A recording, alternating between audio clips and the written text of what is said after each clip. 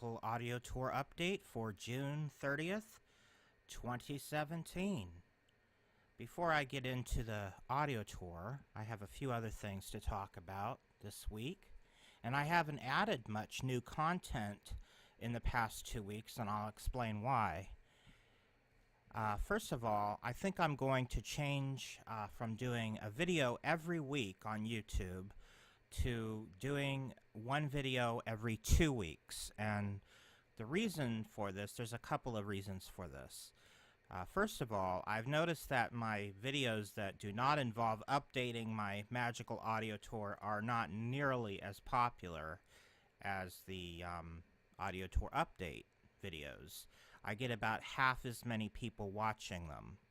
Also, I struggle to figure out what the heck I'm going to talk about on those other videos, and I really don't like talking about myself. I feel like it's a little conceited to just do videos talking about myself, and I've already exhausted enough video time discussing how wonderful I am, and I think enough is enough. I don't need to go into any more detail on myself, and I don't know really what else to talk about.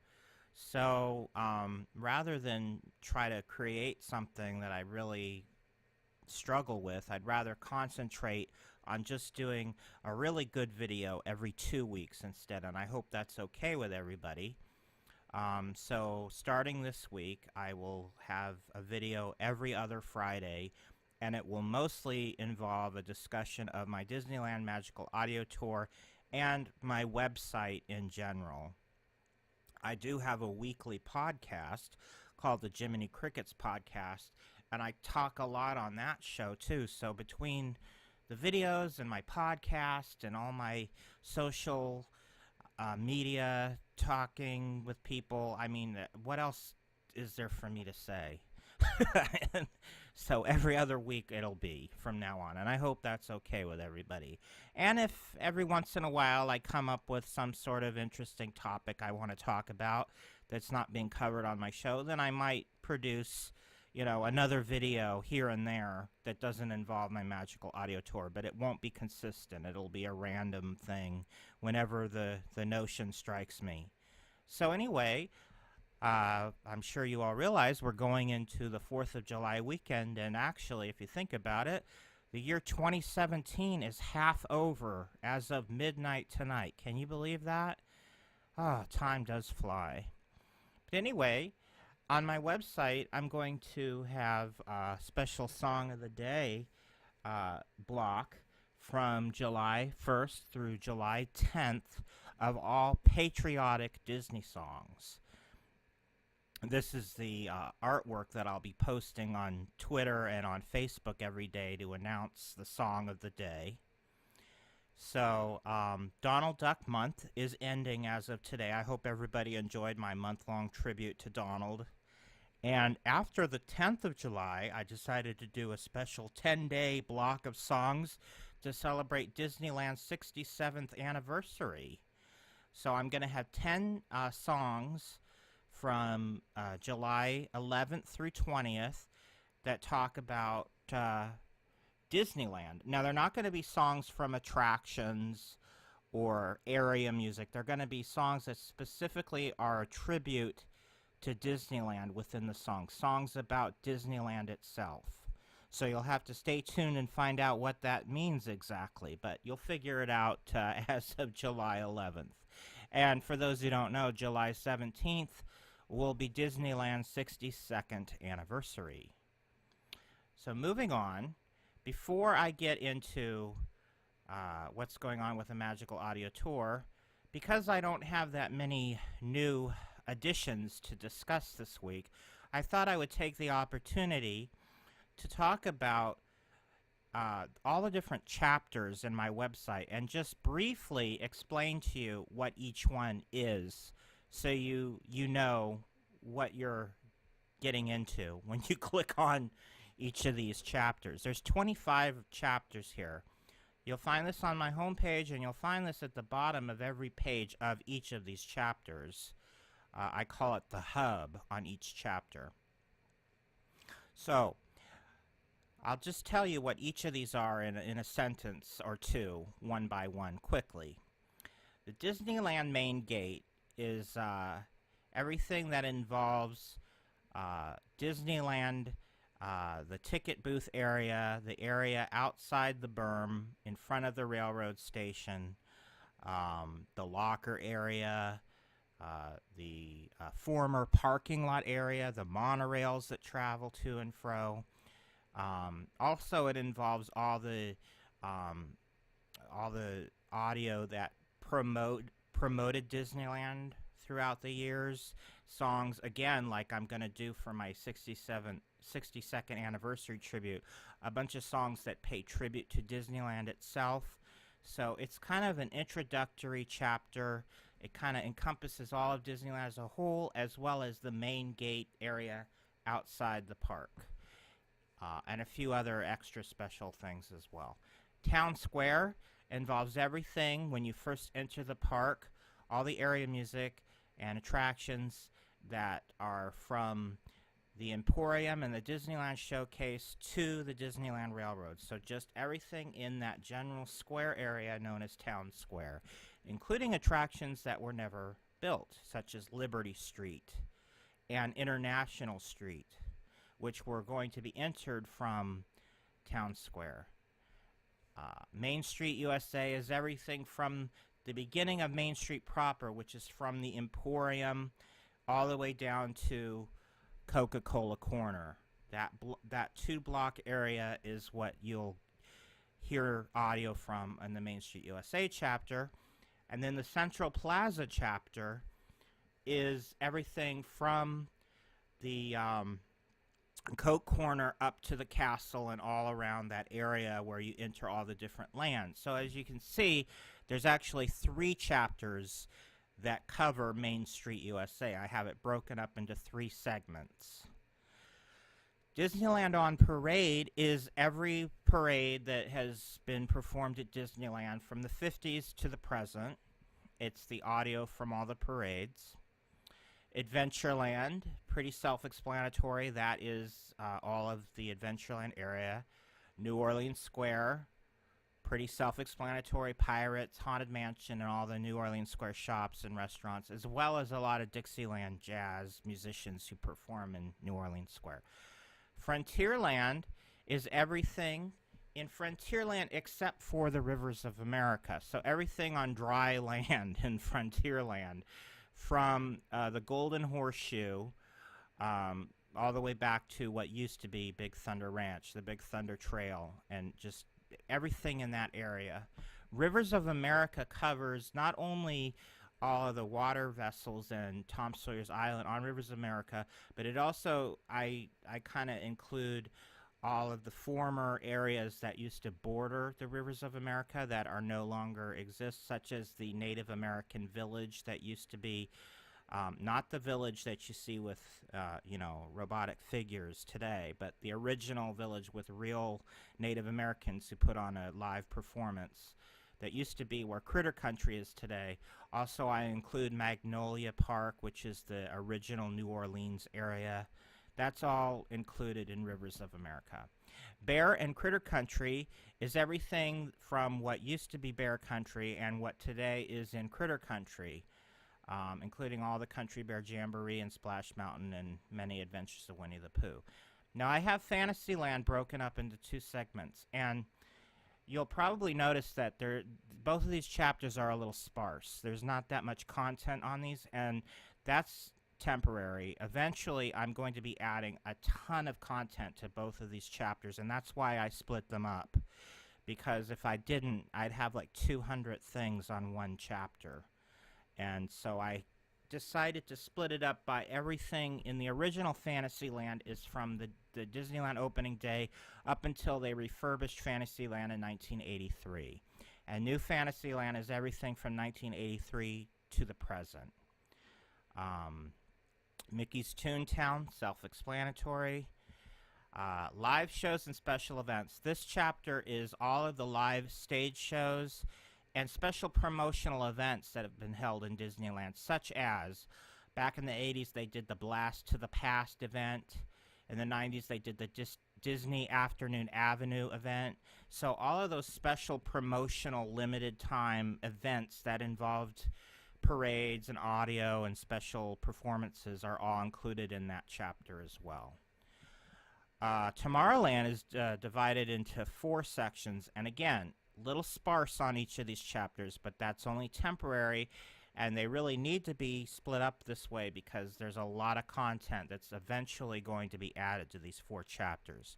We've got the original Tomorrowland of the 50s, the new Tomorrowland, which was refurbished in 1967, so that era. Then we've got the 70s through the 80s era of Tomorrowland. And then we've got Tomorrowland from, let's say, 97 to today, when they refurbished Tomorrowland in the 90s. Right now, I do have some things that are Star Tours and Captain EO related on this page because when I first started this, it was, 7 years ago, and less time had passed since they added those attractions, so I was still sort of considering those to be present-day attractions.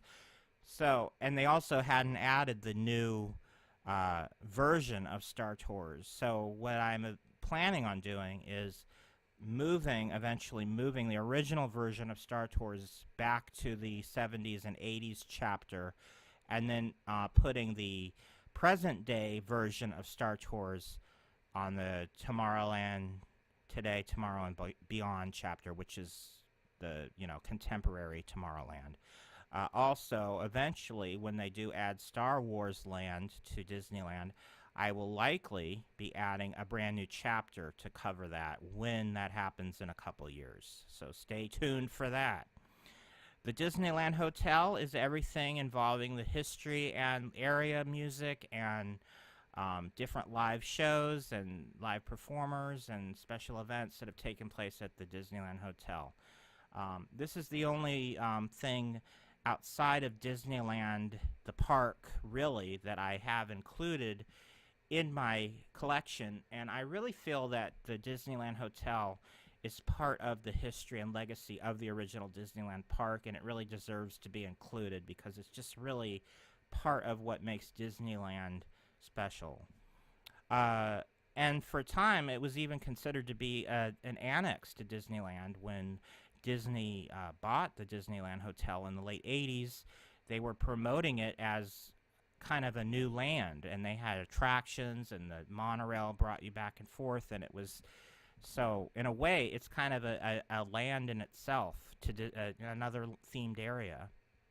The chapter, as you probably realize, I've been working on lately is Disneyland After Dark, and that is all of the entertainment offerings that have been offered at Disneyland after the sun goes down. And I have actually 138 tracks on this page. I've actually thought about splitting it up into 2 chapters, but for now I'm going to leave it at the way it is. I just like everything being together and cohesive in this chapter.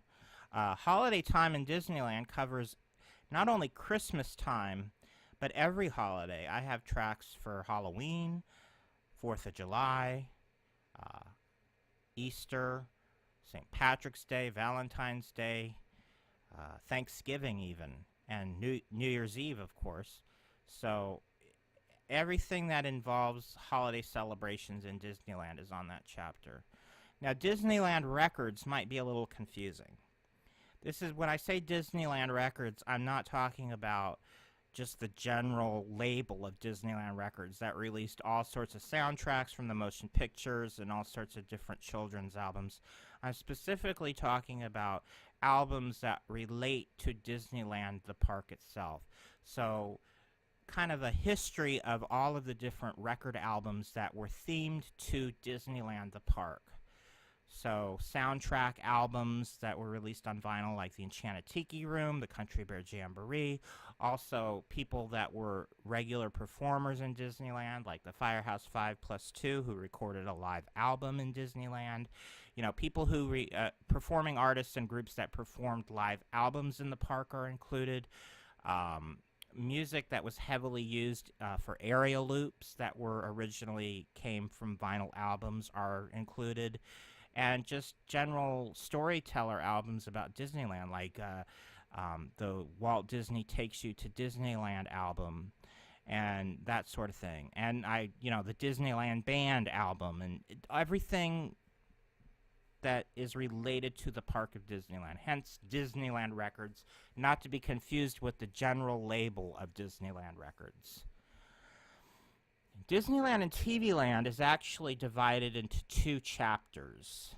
Disneyland and TV Land, the first chapter is called Your Host, Walt Disney, which includes every television appearance or program that involved Disneyland, the park, from the 1950s up until Walt Disney passed away in 1966. This is why it's Your Host, Walt Disney, because it's mainly about Walt himself and all the appearances that he made on TV to promote Disneyland, the park. And it's just the audio, by the way, not the video. It's an audio-only experience. And then The Wonderful World of Disney is part 2 of the Disneyland and TV Land chapter, where everything from 1967 to up to the 90s, when Disney kind of phased out its promoting Disney parks on primetime TV, kind of wavered a little bit. So I don't really get into what they do now, because it's not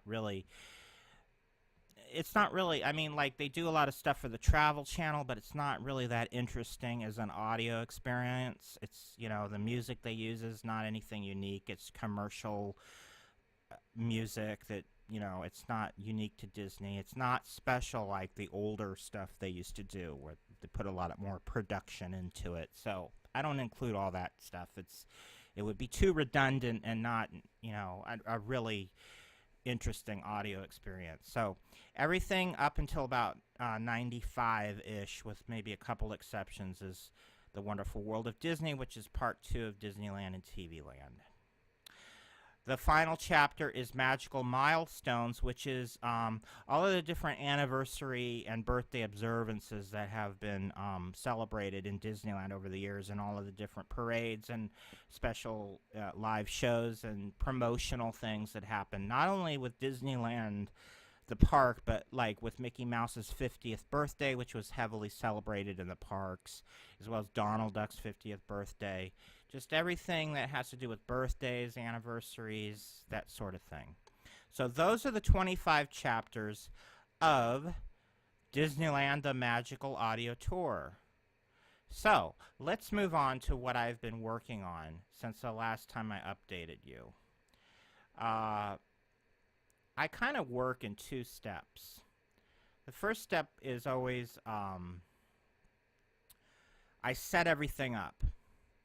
And when I'm in that mode, when I'm in the setup mode, you won't see a lot of new content added to the website, because I'm getting everything ready, and it takes a few weeks to get, several things prepared and ready for final editing.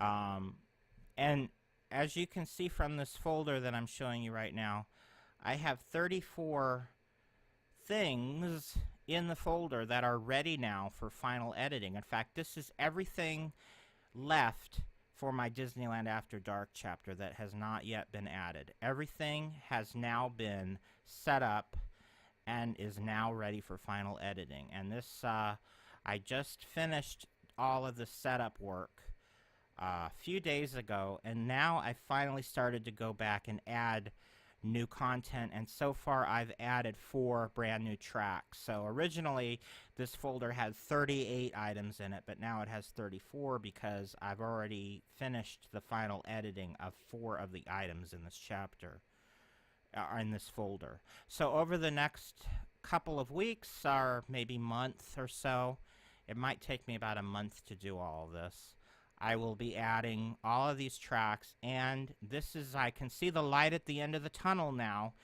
to be able to finish the Disneyland After Dark chapter. All of the audio is set up and ready to go. It also takes me sometimes a while to get to collect all the audio. I had to do some digging and research and scouring of the internet to find a lot of this audio, which I did not have all of it yet. Like I had to find recordings by all of the groups that performed in the Plaza Gardens in the 90s. And I had some difficulty locating a lot of them, a lot of digging. I will get more into details on specifically all the digging and research I did for each of these tracks as I add them to the site. I will update you with what involved each of these tracks as I have put the final versions on my chapter. So just basically, though, I want to mention the fact that there was a television show in the 1980s on the Disney Channel in 1984, I believe, and it was called Big Bands in Disneyland, and they had several legendary big band orchestras perform at the Plaza Gardens, and it was all filmed for TV. And most of these programs are posted on YouTube, and you can watch them in full. However, this is where I got the audio for this, was actually just by getting the audio from the YouTube videos. And a lot of the audio from these videos is not that terrific. So I'm just putting this out there that if anybody has good sounding recordings of these Disney Channel specials from the 80s, the Big Bands in Disneyland series, I'm definitely interested in talking to you, because I'm definitely looking for better audio quality than I currently have on a lot of these. Some of them are okay, but some of them are not that great. And I don't know if I really even want to post them on my site, because the audio quality is just not up to my standards of what I would generally post. So I might not even post some of these because I can't justify posting the poor audio quality for some of these. Another problem is, for example, the Artie Shaw Orchestra track, the entire program is not posted on YouTube. There's some sort of a glitch, and about halfway through the video it freezes, and someone else posted it a second time to correct the problem, and again it freezes in the exact same place. So I don't know what they did, but they didn't fix the problem, and so I was not able to get the entire program for Artie Shaw. And then the other problem is, there is one episode that is missing and is not posted on YouTube, and I can't find it anywhere, and that is the episode involving the Glenn Miller Orchestra.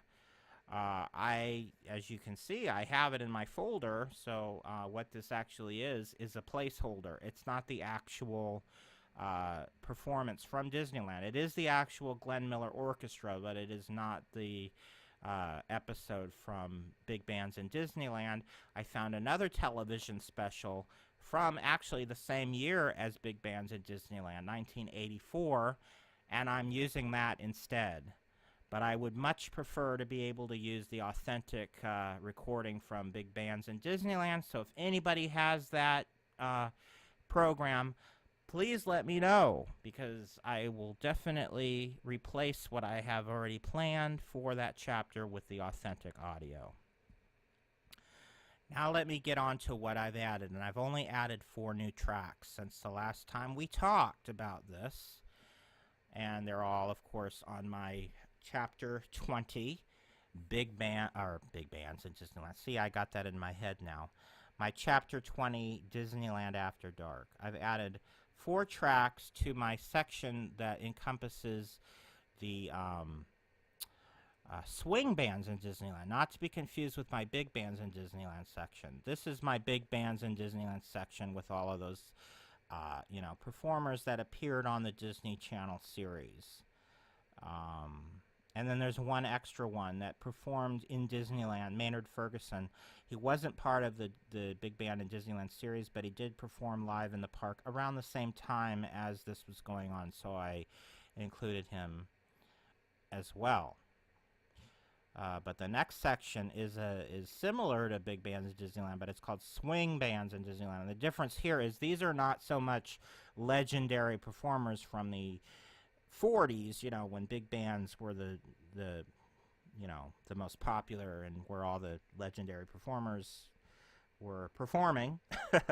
These are groups that were formed, in later years that replaced all of the authentic bands as all of those bands kind of wavered and died out due to the march of time. Time marches on. So in the 90s, these are a lot of groups that performed in Disneyland from the 90s up to the present day. And I have several of them.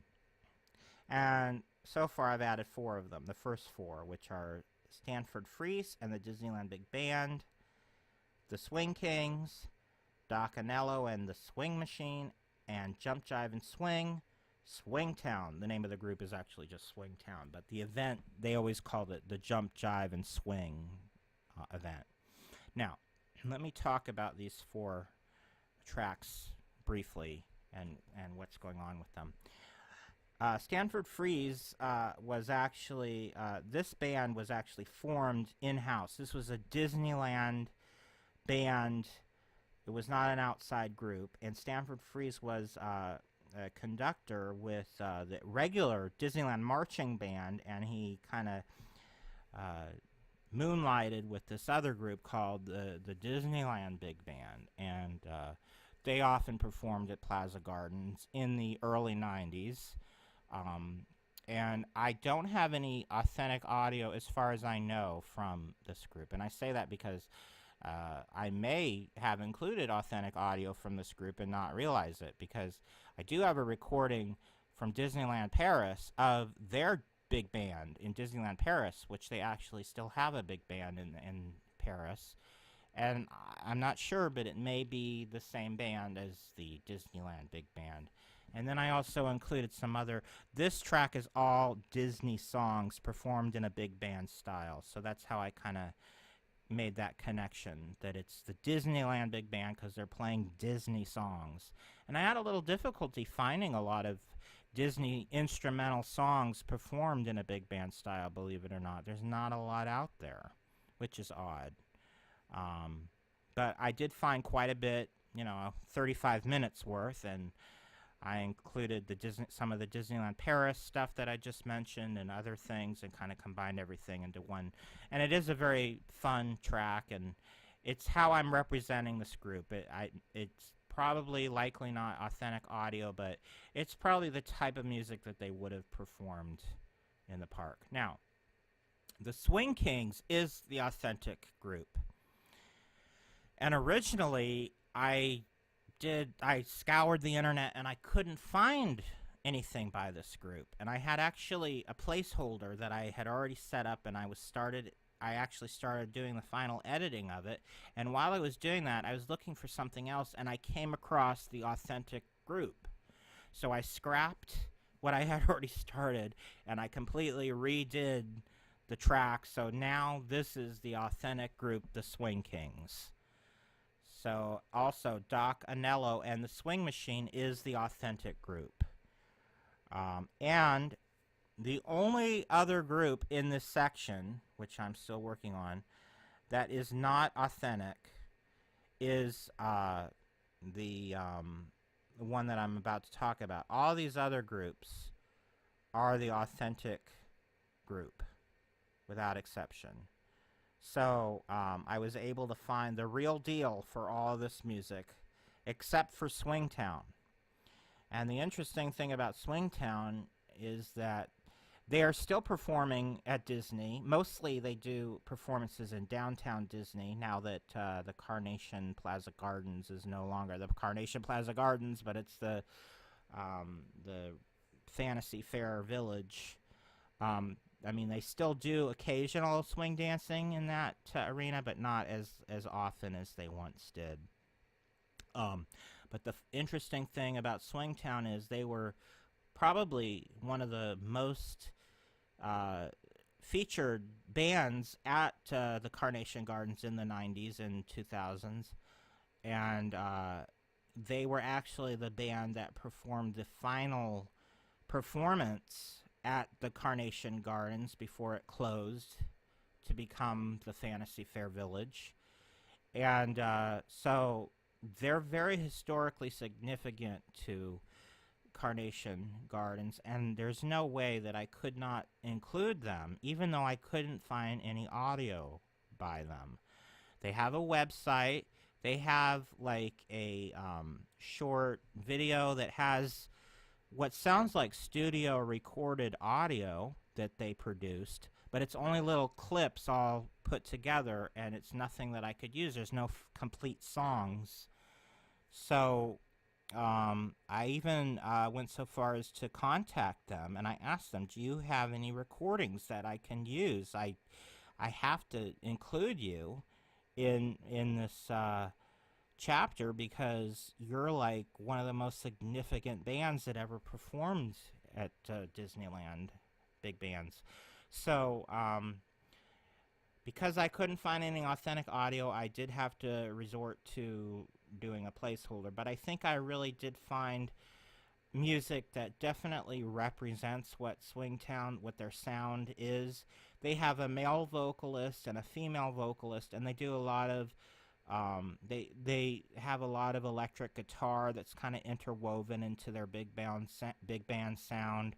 They perform a lot of the standards, but also a lot of the big hits that were popular during the big band Swing Kids revival of the 90s, like Jump, Jive, and Wail, and those type of songs that were kind of had a revival in the 90s. They kind of heavily focus on those types of songs too. So I found music that has a female vocalist, a male vocalist, has a lot of those 90s era swing songs.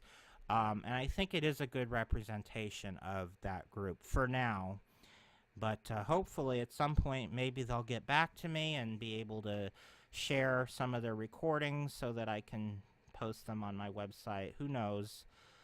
They don't have an album as far as I can tell.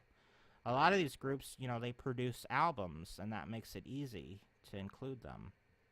But I should also mention something about why are you posting all this music on your site, Chris? Don't you want people to go buy? I mean, shouldn't people be buying this music? By you posting it, you're taking away. Not really, because I found all this music on YouTube. It's readily available, all of it, on YouTube. So my theory is, not theory, but my justification is that if it's posted on YouTube, it can be posted on my website. There's no difference. If you can listen to it on YouTube, you can listen to it on my website. And I'm not taking away from any of these artists.